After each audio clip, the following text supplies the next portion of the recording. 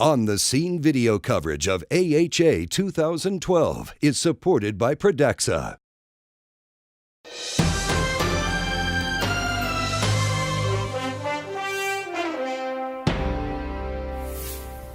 Welcome to On the Scene here at AHA 2012.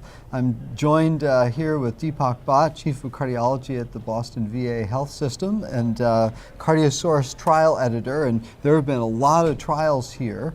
Today we had heart failure trials led off by the CARRESS-HF trial, a fascinating new therapy that looks very, very exciting. Do you want to say what relaxin is, the drug that was tested? Absolutely. So serelaxin is basically based on relaxin, which is something that's produced in pregnancy and causes a lot of the good effects in pregnancy, anti-inflammatory, anti-fibrotic effects, but also relevant to this discussion, good hemodynamic effects, increases in cardiac output, decreases in SVR, which in theory in acute decompensated heart failure, that's what we're looking for. Well, and so they looked at a whole series of relevant endpoints, and these are patients with heart failure, mostly systolic, but 45% of people had an EF above 40, interestingly, admitted to the hospital with acute decompensated heart failure, and they had a 19% reduction in the amount of dyspnea over a 5-day period. This was a treatment, I guess, for 48 hours. And then many other favorable effects seen as well. Absolutely. So very significant reductions in dyspnea, which in and of itself is a major goal in caring for someone with acute decompensated heart failure. So, as long as it is a safe therapy, many would say that would be good enough. But in addition to that, in secondary endpoints, examining the mortality and the CV death, that was actually significantly lower.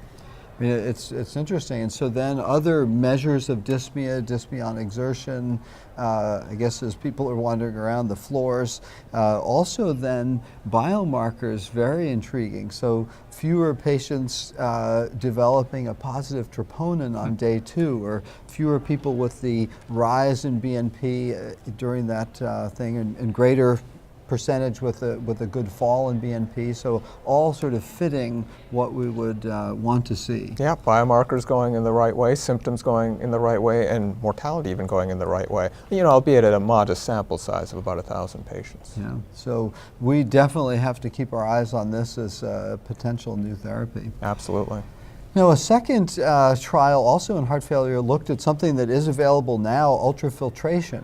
This is an approach to try and get a lot of the fluid off, and was studied in patients, more moderate sample size, just 200 patients overall, but with increasing creatinine during their acute decompensation. This is mostly systolic heart failure.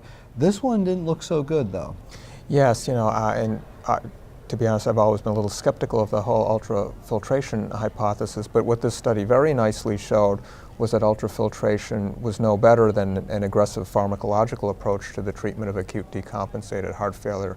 But in fact, not only was it not better, it was worse in terms of creatinine rises, and that creatinine rise effect persisted even after the therapy, which was a bit concerning. Yeah, I think it's some novel design. This was done by the Heart Failure Network, so a terrific trial looking at something that we have there, and I think adds some caution to that super aggressive approach to fluid removal.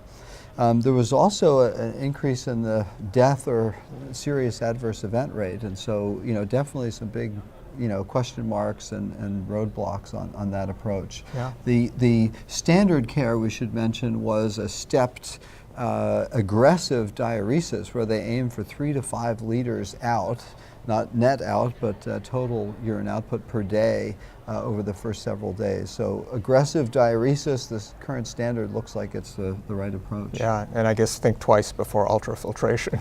Yeah, and a final one looking at ICD and the programming of the devices, also with the biventricular pacing.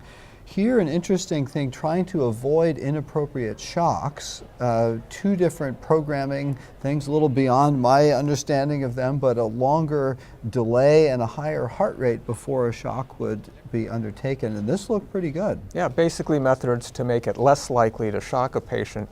Actually ended up reducing their mortality. Of course, it reduced the number of inappropriate shocks, but less mortality, so that sounds like a win. Yeah, yeah. So it looks like for the ICDs, looking at, you know, in the next follow-up visit for people with ICDs or biventricular pacers, that re-looking at the programming could be a terrific new advance.